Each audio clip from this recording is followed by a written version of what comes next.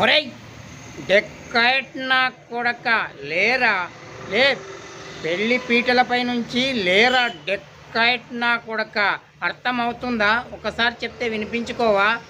డెక్కైట్ నా కొడక.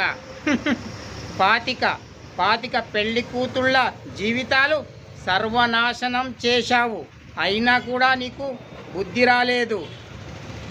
పెళ్లి కూతురా, వీడెలా నచ్చాడు నీకు? అయినా చూడ్డానికి వీడు సినిమా యాక్టర్లా ఉంటాడు, అందుకే నీవు పడిపోయినట్టున్నావు. అర్థమవుతుందా? నేను ఎస్ఐని కానీ స్టేషన్లోనే వీడు డెక్కైట్ నా కొడుకు స్టేషన్లోంచే పారిపోయాడు. వీడు పారిపోయినందుకే నాకు సస్పెన్షన్ ఆర్డర్ వచ్చింది.